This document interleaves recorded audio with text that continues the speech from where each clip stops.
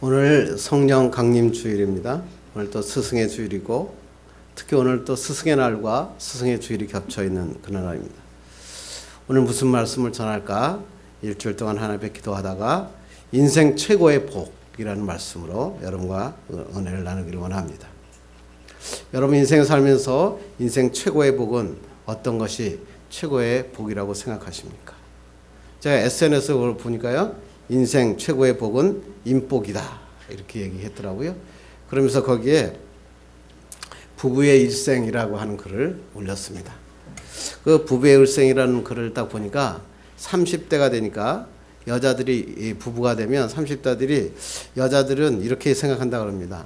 남편과 함께 아내들과 아이들하고 한번 오손도손 재밌게 살고 싶다.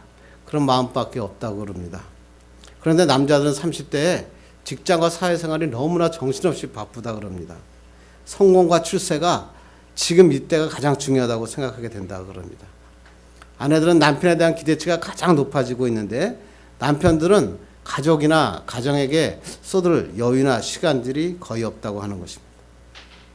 그러다가 40대가 딱 되게 되면 어느새 여자들에게 중년이라고 하는 딱지가 붙게 되고 야 자식 키워봤자 다 품 안의 자식이다. 점점 자녀들이 자기 품에서 벗어나는 것을 느끼게 되고 남편에 대해서는 이미 포기해버립니다. 이제는 아무 기대도 없고 월급만 잘 갖다 주면 된다. 그러면서 가족보다 친구가 더 자기에게 위로가 되는 시절이 찾아온다 그럽니다. 그러다가 40대 후반이 되면 남자들이 야 내가 이게 돈 버는 기계로 살았나 보다. 갑자기 회한이 들고 외로움이 막 찾아온다 그럽니다. 그래서 노래방에 가면 18번이 뭐냐면 사랑을 위하여 뭐 이런 노래만 갈대의 순정 이런 노래만 부르게 된다 그럽니다. 50대 부부가 딱 되면은 부부가 완전 이제 따로 국밥이라는 게 이제 실제로 두드러기게 나타난다 그럽니다. 여자들은 여태껏 아이들 키우느라고 집에만 있었기 때문에 이제 내가 되도록이면 집에 안 있으려고 그럽니다. 그래서 야 늙기 전에 내가 돌아다녀야지. 언제 돌아다니냐 그래가지고 50대가 되면 여자들이 막 돌아다니기 시작하고 있다 그럽니다. 근데 남자들은 50대가 되면 이때부터 가정과 집이 소중하게 생각이 된다 그럽니다. 그래서 아름다운 곳에 쉴 것은 와도 내 집은 쉴 것은 뭐야? 내 쉴 것은 내 집뿐이다. 그러면서 가는 사람마다 이렇게 얘기합니다. 우리 집밥이 제일 맛있어. 반찬은 형편없어도 우리 집밥이 참 입에 맛있다. 그래서 남편은 집으로 오고 아내는 세상 바깥으로 나갑니다. 그래서 이 50대가 되면 제일 무서운 게 뭐냐면 아내가 곰탕 끓일 때가 제일 무섭다 그럽니다. 왜 그러냐면 아내가 곰탕 끓이면 뭐야? 멀리 오랫동안 바깥으로 나간다라는 신호라고 그럽니다. 60대가 되면 남자는 가정에 완전히 눈을 뜨게 됩니다. 야 이제 다 필요 없구나. 나에게는 뭐야? 아내밖에 없구나. 그래서 60대가 되면 마누라 우전도가 100%가 된다 그럽니다. 그런데 그 아내들은 이제 60대가 되면 자녀들 다 결혼시키고 제대 군인이 됩니다. 그래서 야 이제 한번 내가 애들도 다 결혼시켰으니까 제대한 군인으로 한번 자유를 만끽하면서 한번 살고 싶다. 그래서 아내는 나가고 남편은 집에서 기다립니다. 그 30대 시절의 부부가 완전히 엇박자가 일어난다고 그럽니다. 그러면서 이 작가는 이렇게 얘기합니다. 부부의 일생은 이렇게 엇박자로 살아가게 되어 있다. 따라서 부부라고 하는 사람은 인생의 길을 한번 멀게 보고 서로 엇갈림의 길을 좀 피할 수 있는 것을 모색하며 찾아야 되는 거 아니냐. 그러면서 결론을 이렇게 하죠. 인생 최고의 복은 인복이다. 그런데 그 인복은 내가 어떻게 하느냐에 따라 달라진다. 이렇게 얘기합니다. 아무리 좋은 사람이 내게 있었다 하더라도 내가 좋은 사람이 되지 못하면 그 복은 의미 없는 복이다. 이렇게 얘기한다는 것입니다. 일본에서도 마찬가지로 70대 대상의 노인들에게 이렇게 부부에게 물어봤습니다. 노후를 누구와 함께 보내고 싶은가? 그랬더니 남자의 69%가 뭐냐면 나는 반드시 아내와 노후를 보내고 싶다. 그게 69%라고 그러고요. 여성들의 66%는 뭔지 알아요? 절대 나는 남편과 안 보내겠다. 그게 일본 70대 대상의 설문조사였다고 그럽니다. 저는 이거를 읽으면서 야 좋은 남편, 좋은 배필자, 좋은 아내 만나는 거 참 축복이다, 복이다. 그런데 중요한 건 뭐냐면 내가 좋은 남편, 좋은 아내가 되는 것. 그것이 참된 복이 아니겠는가. 이러한 인복이라고 하는 것은 그냥 주어지는 게 아니라 내가 그렇게 좋은 사람으로 살아갈 때 나에게 주어지는 하나님의 축복이다라고 하는 것입니다. 저희 아들이 전화가 왔어요. 저희 아들 보면 저는 사실 가슴이 좀 메입니다. 미국에서 하루에 10시간 이상 알바를 하고 자기가 학비도 되고 자기가 생활비도 되고 차도 되고 다 그러니까 참 힘들게 살고 있더라고요. 그런데 우리 아들한테 제가 해줄 수 있는 거는 뭐냐면 정말로 기도밖에 없습니다. 어쩌면 편한데 어떻게 보면 가슴이 아프죠. 그런데 기도의 제목, 저희 집사람에게 우리 세진이 우리 아들에 대해서 기도했는데 3가지를 놓고 전 기도합니다. 첫째 뭐냐면 좋은 스승을 만나게 해주십시오. 좋은 멘토를 만나서 한번 멋지게 사십시오. 왜냐면 우리 아들이 공부 제일 잘할 때가 언제였냐면 초등학교 4학년 때 있었거든요. 역산동에 있을 때 이때 이 선생님이 우리 세진이를 얼마나 이뻐했는지 모릅니다. 그러니까 얘가 공부를 얼마나 잘하는지 몰라요. 그냥 아주 뛰어난 아입니다. 그래서 이게 스승이 어떤 사람이 만나냐에 따라서 이렇게 달라지는구나. 이제 우리 세진이가 이제 20대 이제 중반 후반으로 가는데 좋은 스승이 만나야겠구나. 그렇게 기도합니다. 두 번째는 뭐냐면 좋은 친구 만나게 해달라고. 그 옆에 있는 사람들이 찌질이들 안 만나고 좀 좋은 친구들을 만나서 서로 좋은 이야기하는 친구 만나게 해달라고. 세 번째 기도는 뭐예요? 좋은 배필자 만나게 해달라고. 그래서 하나님 앞에 좋은 스승 만나게 해주시옵소서, 좋은 친구 만나게 해주시옵소서, 좋은 배필자 만나게 해주시옵소서 이렇게 하나님 앞에 기도합니다. 그래요. 사람의 인복 중에서 여러 가지 복이 있지만 그 중에서 미래를 결정짓는 복은 어떤 스승을 만나냐. 스승이 바로 가장 큰 복입니다. 옛말에 이런 말이 있어요. 나무는 큰 나무 밑에서 못 자라지만 사람은 큰 사람 밑에 있어야 큰 사람이 된다. 그래요. 어떤 스승 밑에 있느냐. 그거에 따라서 인생이 바뀌어진다라고 하는 것입니다. 인생이 방향이 바뀌어지는 것. 그것이 바로 스승이다. 그렇다면 이 스승의 주일날 이 세상에서 가장 훌륭한 스승, 우리 아들에게 우리의 미래에게 가장 최고의 복은 무엇일까? 오늘 본문의 말씀을 보니까 예수님께서 우리에게 스승 한 분을 소개하십니다. 그 스승은 누구라고요? 성령이시다. 오늘 본문은 이런 거잖아요. 예수님께서 지금 십자가에 못 박혀로 돌아가시기 전 바로 몇 시간 전입니다. 그때 그 제자들에게 내가 이제 얼마 남지 않았으니까 내가 너에게 좋은 얘기, 훌륭한 스승 한 사람을 소개해 주겠다. 그러면서 소개하는데 그 사람이 누구냐면 보혜사 성령이시다. 이 보혜사 성령이 너를 도와주시고 너를 위로해 주실 것이다.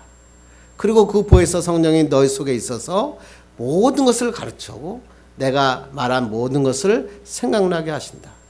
그러므로 내가 이미 떠나지만 너는 이 성령 하나님의 그 성령 하나님을 스승으로 모셔서 그 스승을 잘 따르면 마음에 근심하거나 두려워하지 말고 기쁨의 평안을 가져라.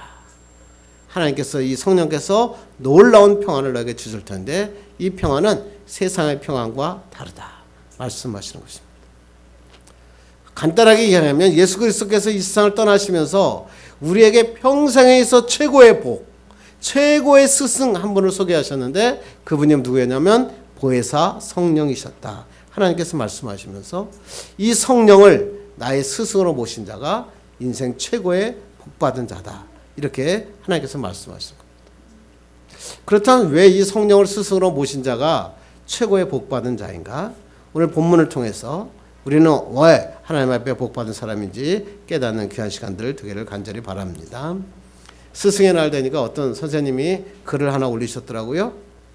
글을 올렸는데 이렇게 얘기하더라고요. 자기가 조회 시간이 됐는데 학생이 손을 딱 들고 자기의 질문을 이렇게 하더래요.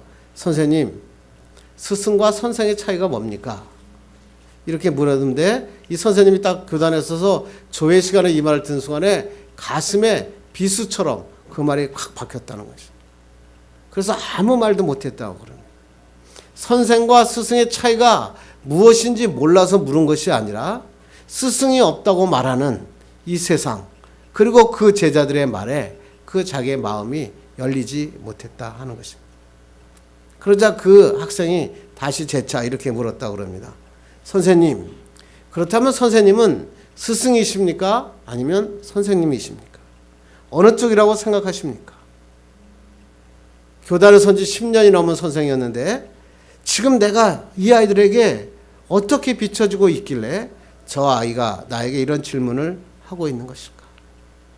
그리고 자기는 스승의 날이면 자기 아이들에게 카네이션을 달아주면서 아이들이 노래를 부르는 스승의 노래를 부른답니다. 거기에 보면 참되거라 바르거라 가르쳐주신 스승의, 그런데 그 얘기를 들으면 가슴이 먹먹해지기 시작한답니다. 정말 내가 애들을 참되거라 가르쳤을까? 이들을 정말로 바르거라 그렇게 가르치는 정말 스승일까? 아니면 내가 지식을 전달해주는 그러한 선생으로서 마무리하고 있는 건 아닐까? 저들의 인격과는 상관없이 나는 지식을 전달하는 선생으로 살고 있지는 않은가?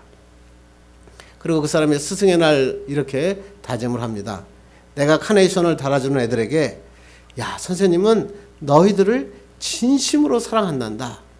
이 말이 정말로 거짓이 없는 말은 그런 선생이 되겠다고 다짐하면서 스승의 날에 글에 올렸다고 하는 것입니다. 그렇습니다. 우리 부모도 스승이고 우리 선생님도 스승이고 주일학교 선생님도 스승인데 우리는 어떻게 살고 있는가? 우리 아들 딸에게 야, 정말 참되게 살아라, 바르게 살아라 이렇게 가르치고 있는가? 아니면 공부 잘해라, 훌륭한 사람이 되어라, 높은 사람이 되어라, 돈 많이 벌어라 이렇게 벌어라 그러고 그렇게 전하고 있는 그런 선생은 아닌가 생각하는 것입니다.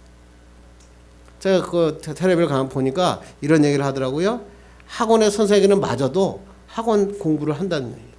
그런데 선생님이 때리면 학부모가 고소한답니다. 학원 선생님이 맞는데 학교 선생이 때리면 학교 선생을 고소하는 시절이 되었다. 이 시대에 정말 스승은 과연 있을까? 여러분, 이 시대에 참된 스승은 누구라고 생각하십니까? 우리 그리스도인에게 참된 스승은 바로 성령이십니다. 오늘 성령 강림 주일, 예수님께서 부활하시고 50일째 되는 날 오순절에 성령 강림의 놀라운 역사가 일어났습니다. 40일 동안 예수님께서 부활하시면서 제자들에게 나타나 도마에게 손을 번지시고 허리에 창을 만지시고 그들에게 보여주시면서 그리고 승천하시면서 내가 성령을 부어줄 때까지 기도하라.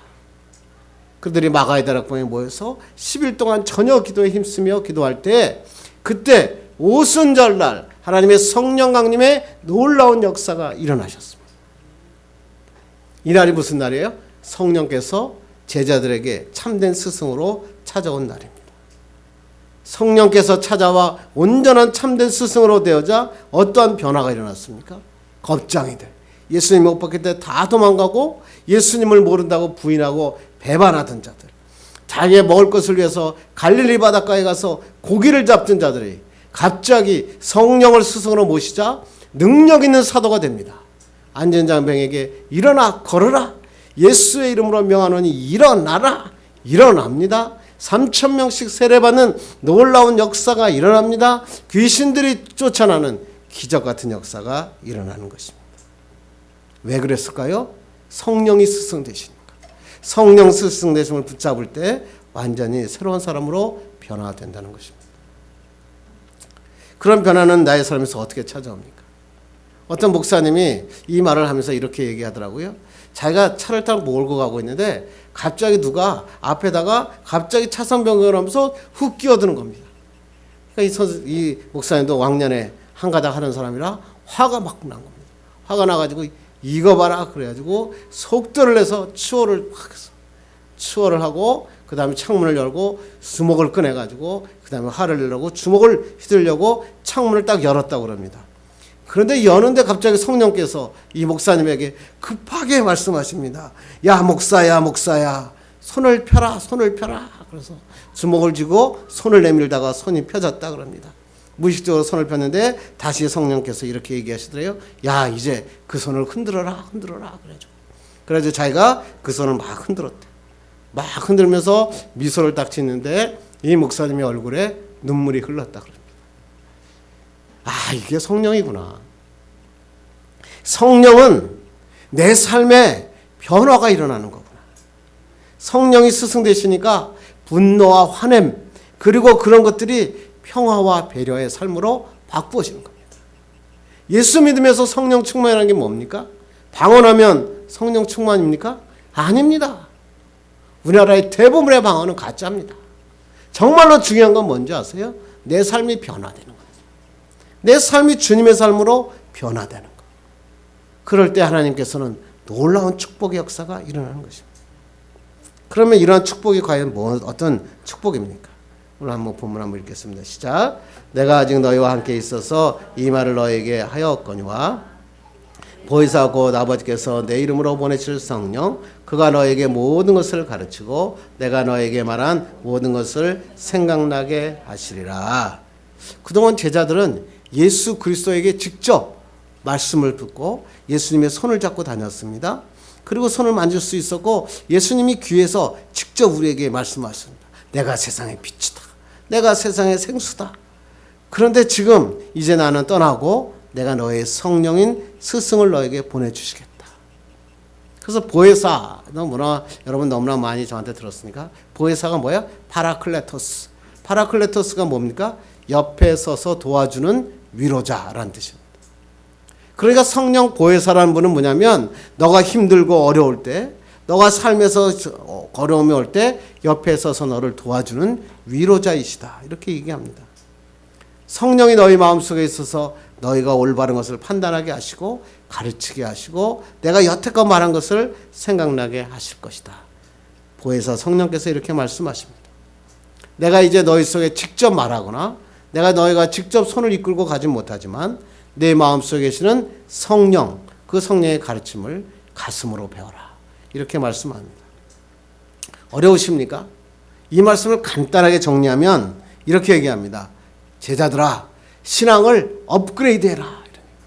뭘 업그레이드 하랍니까? 하나님께서 너희들 자녀 키워봤지. 자녀들 어렸을 때 밥도 먹이고 젖도 먹이고 우유 타서 먹였잖아. 서로 입히고 그 다음에 실제로 유치원 다닐 때도 걔 손을 잡고 직접 유치원도 다니고 교회 다닐 때도 걔 손잡고 교회 다녔잖아. 그런데 이제 그 사람이 너희가 자녀가 청년이 되었다면 그에게 직접 밥을 먹이지 않지. 그리고 그에게 직접 손을 끌고 교회를 가거나 직장에 데려다 주지 않지 않냐. 만약에 지금도 그러고 있다면 그건 사랑이 아니라 집착이란다. 집착은 벗어나지 않으면 진짜 성장할 수 없단다. 무슨 얘기입니까? 예수님께서 직접 너에게 말씀하시고 직접 너의 손을 가르쳤지만 이제 보이지 않는 성령, 그 성령을 내 가슴에 품고 그 말씀을 따라 사는 신앙의 성숙, 믿음의 업그레이드를 행하라. 오늘에게 말씀하는 것입니다. 신앙의 업그레이드만 되면, 내 믿음이 업그레이드만 되면 하나님의 놀랍고 축복의 도와줌의 역사가 일어난다. 너의 갈 길이 힘들 때, 요새같이 어려운 시절에 미래의 문이 열려지지 않을 때 기업인들이 보니까 미래가 하나도 없대요. 우리 한국에 어디로 경제가 흘러갈지 정말 모르겠다고 그러더라고요. 그럴 때 예수님, 성령께서 우리에게를 인도하여 주신다. 그 성령께서 여러분 속에서 내 옆에서 도와주시고 함께하여 주시는 하나님이시다. 너희들은 이미 축복받은 자다. 오늘 우리에게 말씀하고 있다고 하는 것입니다. 여러분들 이 성령을 내 마음에 모시고 축복의 인생으로 살아가는 여러분들을 간절히 바랍니다. 두 번째, 성령께서 우리에게 계시면 어떤 일이 일어납니까? 27절 읽겠습니다. 평안을 너에게 끼치노니 곧 나의 평안을 너에게 주노라. 내가 너에게 주는 것은 세상에 주는 것과 같지 아니하니라. 너희는 마음에 근심하지도 말고 두려워하지도 말라. 예수 그리스도가 내가 이 세상을 떠날 것이나 너희는 마음에 근심하거나 두려워하지 말라. 여러분 요새 인생의 삶을 살아갈 때 걱정과 근심이 많이 있잖아요. 야, 큰일 났구나. 내가 정말로 이제 나이는 오래되고 100세까지 살아야 될 세대가 되는데 내가 뭘 먹고 살아야 될까? 걱정과 근심이 찾아오잖아요. 예수님께서 내 옆에만 계시다면 예수님께 내가 아뢰고 싶은데 예수님은 눈에 보이지 않고 걱정하며 두려워 살지 않습니까? 그때 하나님께서 말씀하시기를 성령을 붙잡아라. 평화라는 말에는 두 가지가 있어요. 팍스라고 하는 평화가 있고 샬롬이라고 하는 평화가 있습니다. 팍스는 뭐냐면 세상의 물리적인 힘, 또는 법으로 모든 것을 평준화시켜서 평화를 주는 것을 팍스라고 합니다. 그걸 영어로 하면 피스. 그래서 세상이 말하는 평화는 것은 뭐냐면 세상의 환경을 변화시키는 겁니다. 세상의 어떤 법이나 제도나 이런 힘, 이런 것을 변화시켜서 그 마음에 평화를 주는 것.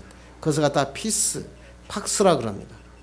그런데 성경에서는 이 피스나 팍스란 단어의 평화를 이야기하지 않습니다. 성경에서 말하는 평화는 샬롬, 에이레네라는 뜻입니다. 샬롬, 에이레네라는 뜻은 뭐냐면 마음속에서 우러나오는 평안입니다. 하늘로부터 주시는 평안, 마음과 영의 기쁨을 주시는 그 놀라운 축복을 샬롬이라고 합니다. 그래서 이스라엘 사람들은 헤어질 때 만날 때 샬롬, 샬롬 뭐예요? 하나님의 성령의 평안함이 너의 마음속에서 흘러 넘칠 것이다. 이렇게 서로 기원하는 것입니다. 돈이나 권세, 건강이나 인기 이런 것을 얻어주는 평화, 외적으로 주는 평화가 아니라 마음에서 우러나는 평화 있잖아요. 진정으로 우러나는 평화. 그런데 이 평화는요, 세상에 존재하지 않는 것이에요. 왜? 오직 성령께서만 주시는 것입니다. 어느 동네에 아주 존경받는 랍비가 한 분 계셨다 그래요. 이 랍비는 어떤 사람이냐면 사람들이 어려운 일을 찾아오면 전부 이 랍비에게 와서 어떻게 살아야 됩니까? 물으면 좋은 조언을 하던 사람이었다 그럽니다. 근데 이 랍비가 길을 걸어가고 있다가 보석을 하나 큰 걸 주웠습니다. 그래 큰 걸 주워가지고 딱 보석에다가 집에 선반 위에다가 딱 올려놨습니다. 근데 어느 날 거지가 찾아왔습니다. 배고파 죽겠다 그럽니다. 그러니까 이 랍비가 이 거지에게 맛있는 밥을 다 대접하고 났더니 이 거지가 밥을 먹고 나니까 눈이 떠지겠잖아요. 눈을 떠지고 딱 보니까 선반 위에 커다란 보석 하나가 있는 것입니다. 그러니까 랍비에게 이렇게 합니다. 염치도 없지만 랍비시여 선반 위에 있는 저 보석을 저에게 주시면 안 되겠습니까?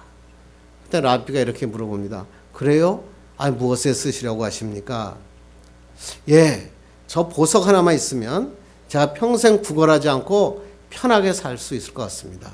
그러니 저 보석을 나에게 주십시오. 그랬더니 이 랍비가 그래? 저 보석 하나면 평생을 편하게 살 수 있다니 그렇다면 가져가게.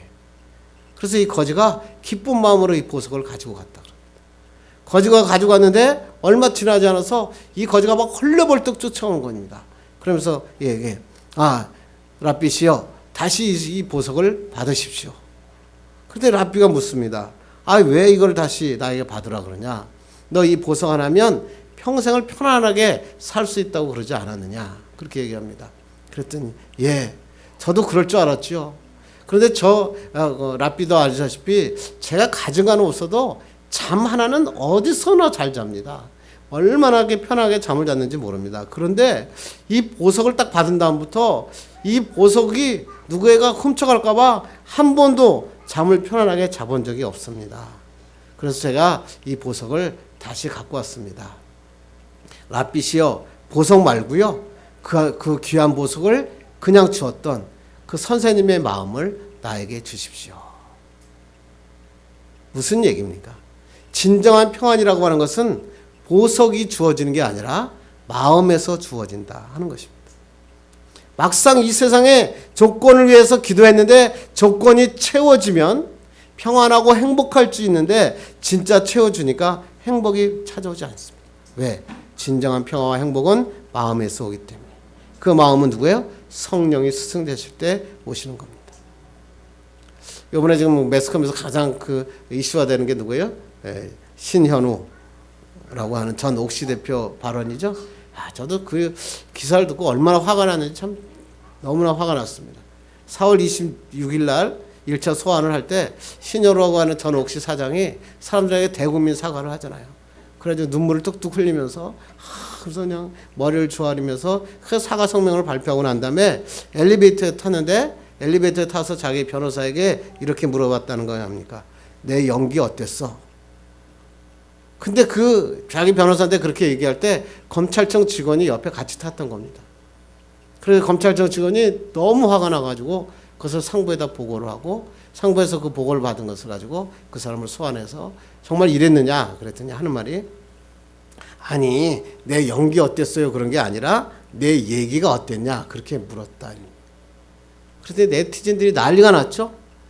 연기든 얘기든 그게 중요한 게 아니라 진짜 마음에서 그렇게 많은 사람을 죽이고 그렇게 많은 저 어린애들이 그 생명을 빼앗겼으니까 내가 죽을 죄를 하고 마음의 진정한 사죄를 해야 되는데 그게 아닌 연기가 됐든 얘기가 됐든 그것을 무마하기 위한 그러한 것을 보면서 마음에 굉장히 아팠습니다. 마음에서 우러나오지 않는 사죄는 진정한 사죄가 아니듯이 우리 마음에서 우러나오지 않은 평안은 참된 평안이 아닌 것입니다. 그런데 마음에서 우러나는 평안은 진정한 평안이 되는 겁니다. 그 내가 있고 없고가 아니라 하나님 주신 그 평안을 살아갈 때 오늘 성경에 뭐라고 했어요? 근심과 두려움이 없어진다. 여러분 걱정하시죠? 요새 세상에 한국 너무나 살기 어렵다 그러죠? 한국이 부패국가 아시아 최고 1위 이번에 1위를 찍었더라고요. 참 1위도 할 게 많은데 하필 그런 게 1위를 하는지 걱정이 되죠. 걱정이다. 근심하다, 좌절하자, 도망가자 그런 게 아니라 이때 예수 그리스도 성령을 내 마음에 품고 주님을 따르는 것입니다. 성령께 주님께 모든 것을 맡기면 주님께서 우리에게 그것 말고 진짜 행복의 축복의 역사를 주님께서 너희에게 주신다. 오늘 말씀하는 것입니다. 이제 말씀을 맺으려고 합니다. 옛날에 우리 때 유행하던 그 개그 중에서 사오정 시리즈하고 뭐가 유행인지 아세요? 식인종 시리즈가 유행했습니다. 식인종 시리즈 중에서 유명한 거 생각난 거 있어요? 아파트를 보고 아버지가 아들에게 뭐라고 얘기했는지 아시죠? 야, 종합선물 세트다 이렇게 얘기했다 그러죠. 박근혜가 사오정 시리즈 한번 했다가 매스컴에서 난리가 났죠. 박근혜가 밥을 먹었는데 밥이 맛있었다 그럽니다. 그래서 야, 내가 대학교 다닐 때 그 식인종 시리즈 하나가 생각났다. 그래서 뭐가 생각났습니까, 대통령님? 그랬더니 식인종이 자기 아들이 친구하고 맨날 싸우니까 친구들에게 이렇게 얘기했답니다. 아버지가 아들에게 야, 먹을 것 같고 자꾸 손대는 거 아니다. 그렇게 얘기했다 그럽니다. 그래서 그 만찬사리가 굉장히 화기애애한 그런 자리가 되었다 이렇게 얘기합니다. 저는 근데 이 식인종 시리즈에 이런 말이 생각났습니다. 식인종 하나가 부모를 잡아먹었습니다. 그리고 막 통곡을 합니다.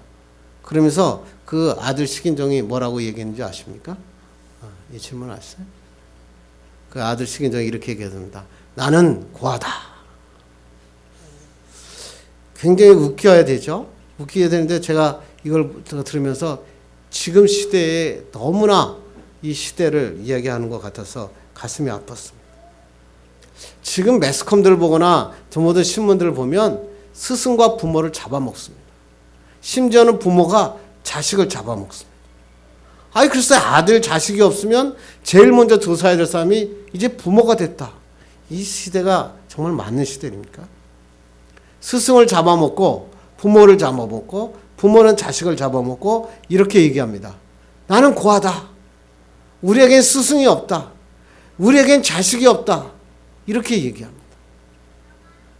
자기가 분명히 그들에게 있었는데 그 부모를 잡아먹고 스승을 잡아먹고 그 다음에 자식을 잡아먹고 그들을 부인하고 부정하고 배척하고 난 다음에 자기는 고아라고 그렇게 외치는 지금 시대에 우리가 살고 있습니다.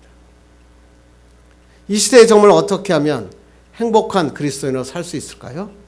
진짜 성령의 스승 되시는 성령을 내 마음속에 모시는 것입니다. 그 모시기만 하면 하나님께서 뭐예요? 근심과 두려움이 사라지고 인생의 축복과 기적과 하나님의 도와주심의 역사가 일어난다 말씀하는 것입니다. 여러분이 해야 될 일은 뭐냐면 결정하는 것입니다. 이미 내 안에 성령께서 와 계시는데 성령의 가르침을 따를 것인가 아니면 세상의 부귀영화를 따를 것인가, 세상의 법칙을 따를 것인가 하나님의 말씀을 따를 것인가를 결정하시는 것입니다.